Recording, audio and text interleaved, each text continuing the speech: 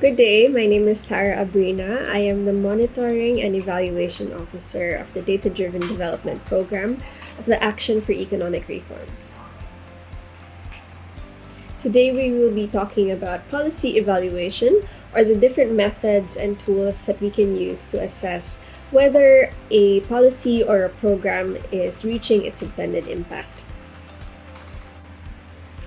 As part of our lesson today, we will be discussing the benefit cost analysis, which is our main tool for policy evaluation, its application in different scenarios and situations, and alternative tools for policy evaluation. First of all, when we think about policy evaluation, what would such an assessment look like? What kind of question should we be asking? What data would we need to collect or analyze? Of course, we'd like to know what kind of benefits we are getting from the program, but we would also need to weigh them against the costs. Similar to a return on investment analysis, we'd like to know what benefits we are getting for every peso spent on the policy or program. It's for this reason that the benefit cost analysis is the go-to method for policy analysts. From its name, a benefit cost analysis, or a cost-benefit analysis in other parts of the literature, is an economic evaluation technique that measures all the positive and negative consequences of an intervention or program in monetary terms. So this last part, monetary terms, is what sets it apart from the different policy analysis tools available. The benefit cost analysis requires that the unit of measurement for all these costs and benefits are the same for ease of comparison. Just a simple definition of terms. Benefits are the monetary values of desirable consequences of economic policies and decisions, while the costs reflect the changes in individual and social welfare that result from implementing alternative programs. Take, for example, your LGU's recent vaccination program. The benefits of such a program include the health costs saved by preventing illness among those who are vaccinated. Likewise, there are also health costs saved among the unvaccinated because of herd immunity. And lastly, although not yet monetary in nature, you also have benefits associated with the peace of mind that vaccinated persons get from reduced risk of severe illness. These are all beneficial consequences of a program like your LGU's vaccination program. From this example, we can see the different types of benefits that we account for in a benefit cost analysis. The first one, health costs saved by those who are vaccinated, is an example of a direct benefit. These can actually be estimated using market-based data. In our example, health costs saved is market-based because health services, like hospitals, are available on the market and we can actually pay for them. The second benefit, health costs saved by the unvaccinated, is an indirect benefit because the unvaccinated are not direct beneficiaries and yet they benefit all the same. And lastly, peace of mind is an example of an intangible benefit, which is the third type of benefit, because it cannot be estimated from market data. Unfortunately, peace of mind cannot be bought directly, but it is a benefit of the vaccination program all the same. As mentioned earlier, if you have benefits, then of course a program would have costs. So costs are just the values of all the resources, for example, labor, buildings, equipment, and supplies, either tangible or intangible, that are used to produce a good or service. So for example, for costs, and these should be familiar to you if you work in a local government setting, we have costs like capital expenditures, operating and maintenance costs, labor costs, costs of other inputs, research, design, and development costs, opportunity costs, and negative externalities.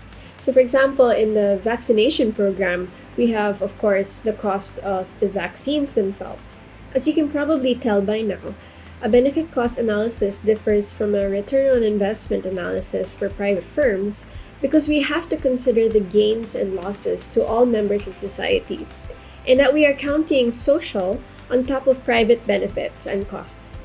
In addition, market prices do not always reflect the true value of these benefits and costs, especially those that affect society.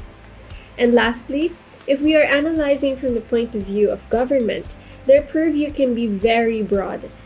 And as analysts, we must consider whether the program we are assessing also affects other existing policies and even communities outside of the community that we are analyzing.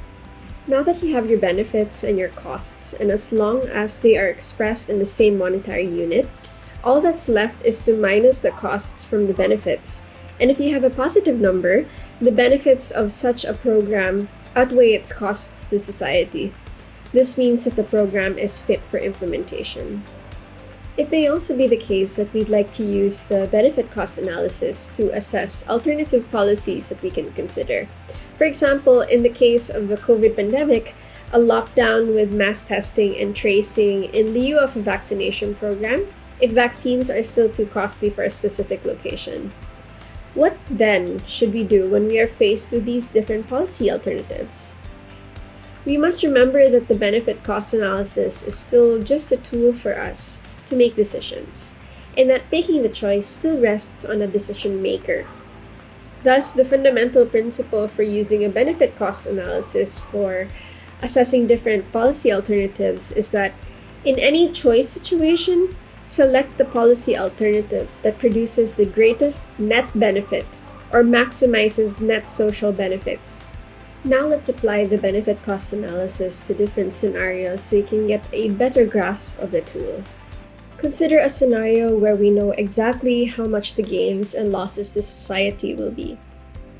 So in our vaccination program example, if we can assume that we vaccinated 12 million of the 13.5 million population of NCR, then we can say that NCR has achieved herd immunity at this point. Then the health costs that will be saved by these 12 million vaccinated people will be, we can assume, will be 48 billion pesos. And the health cost saved by the unvaccinated is 15 billion.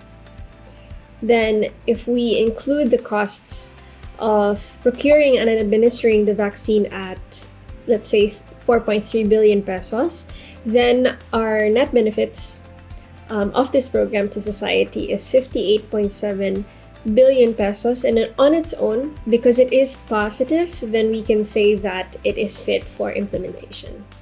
Next, consider a scenario where there are two types of vaccines available, where one decreases more marginal risk than the other, but is 10 times more expensive.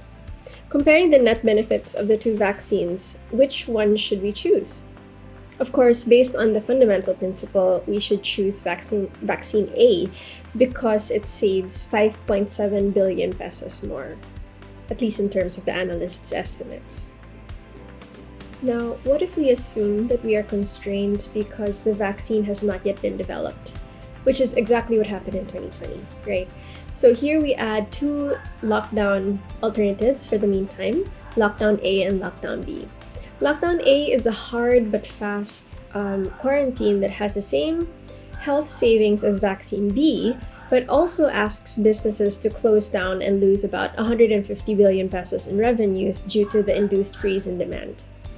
Now, it is also estimated to cost the government around 1.74 trillion pesos. This is all for testing, tracing, stimulus, aid, etc. And then on the other hand, we have lockdown B, which is a longer, around 2 to 3 year long quarantine with the same health cost savings as the first lockdown. But it will cost businesses and the government only 10% that of lockdown A.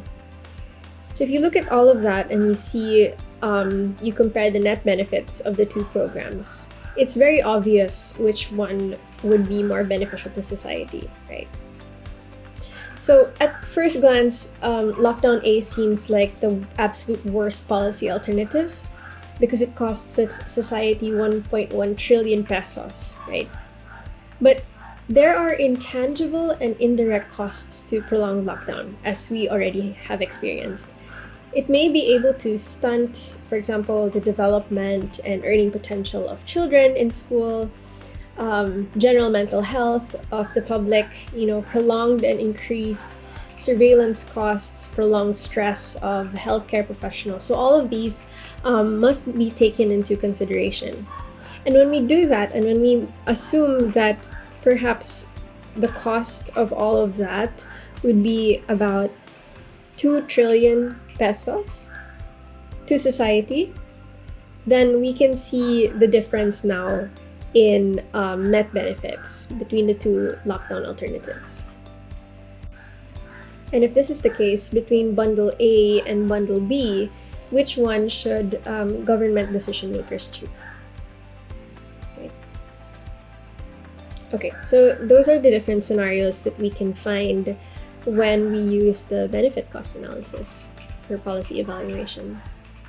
So far, we've taken the values of the benefits and costs as given during these exercises. Here we briefly discuss how policy analysts must take care in estimating these values as well. For example, when markets exist, well, the value of costs and benefits just retain the prices that prevail in the market. However, when outputs are non-marketed, valuation becomes slightly trickier. Many indirect benefits and costs need to be estimated using surveys or proxy pricing. For example, peace of mind from reduced risks of COVID can't be bought, but by assuming that it affects work productivity and therefore income, we can use this as a proxy value to estimate the benefits of peace of mind. Lastly, there are also scenarios where markets simply don't exist. For example, the value of a life. There are some approaches to estimate this, but you can imagine that they come with some issues. Given all this, we just have to keep in mind that the benefits and costs should be marginal, meaning net of the costs and benefits of doing nothing or just maintaining status quo. For example, if the benefit of vaccination is health costs saved, then this number should be net of the health costs saved simply by staying at home, as they normally would. Another consideration is the aspect of timing. When costs and benefits accrue at different times, then they become incompatible. For example, while vaccine programs almost immediately provide immunity to those who are inoculated, therefore the costs of the vaccine is almost simultaneously realized as soon as you get the benefits as well. The benefits of planting trees, on the other hand, to capture carbon and mitigate climate change may not be realized until years or even decades later. If this is the case, it is the job of the policy analyst to adjust the values according to what is called a social discount rate. It is similar to an interest rate in that it accounts for the opportunity cost of capital, inflation, and risk. However, it also considers intangible and social risks. So, for example, the social cost of carbon is a monetized estimate of the damages caused by emitting an additional ton of carbon dioxide in a year. So these damages would cover health, property damage, agricultural impacts, the value of ecosystem services, and other welfare costs of climate change that are not normally captured in an interest rate. You can use the social discount rate to estimate the value of money a few years from now. In this example, if the social discount rate is estimated to be 5% and I have 1,000 pesos today, then in a year's time, the value of that 1,000 pesos will be 1,050. And in 2 years' time, it will be worth 1,102.50. And in 3 years, it will be 1,000 multiplied by 1 plus the social discount rate of 5%, raised to the year and to the future. Likewise, you can use the social discount rate to discount future benefits to make them comparable to present costs. Using the same example in reverse, dividing 1,050 by the 5% social discount rate earlier will give you the present value of 1,000 pesos. Same for the value that we calculated in year 2. The present value then of any future monetary value, say that of a benefit, is therefore given as the monetary value, B, over 1 plus the social discount rate raised to the number of years into the future. So doing this will allow you to compare future benefits with present costs and vice versa. To summarize, in order to do a benefit cost analysis, we have to first identify all the costs and benefits included in a program implementation. And then, of course, we measure them. The indicators have to be clear. And then we have to discount them where it's applicable. So everything has to be in present value. And then by doing simple counting, we can assess whether the benefits are more than the costs or if the net benefits are positive. And then after that, we assess who bears the benefits and the costs. It's very important to keep in mind how the distribution of the benefits and costs will affect different sectors in society. And then later on, we perform a sensitivity analysis, and sensitivity is really just if we change all of our assumptions, or if we change certain assumptions, how will our estimates hold, or how will our estimates change? And after all that, of course, then we can assess whether a proposal is worth it or not. Of course, after all that's said and done, the benefit cost analysis will always come with its own limitations. The reasons for analysts choosing other alternative policy evaluation tools is because the benefit cost analysis can give you a false sense of accuracy. So, for example, if your assumptions are wrong, if you have problems with the way that you measure the benefits and costs, then it can also give you false decisions or false conclusions. Next, of course, is that, as you can tell, the benefit cost analysis can become very complex, especially when we are trying to quantify values that do not exactly have markets, right? But are very important all the same. And then if we do not do a distributional analysis, which I was not able to cover in this lecture, then sometimes we can overlook equity concerns. So for example, the costs of a vaccine program may look like it's being shouldered by the government, but sometimes other sectors of society, for example, people who are really being surveilled and are not allowed to go out during the lockdown, they bear the brunt of most of the lockdown policy. So we may overlook equity concerns if we do not do a distributional analysis, and sometimes even if we do, it's difficult to tell if it really is being shouldered by these sectors. And then lastly, of course, if the policy analyst comes with a set of principles, a set of guiding morals, then of course it might be self-serving. It could also just confirm some biases that they have, especially when you have limitations in terms of your point of view for the benefits and the costs. Two of the alternative tools for policy evaluation include cost efficiency and qualitative assessment. So these two I will not go further into during this lecture.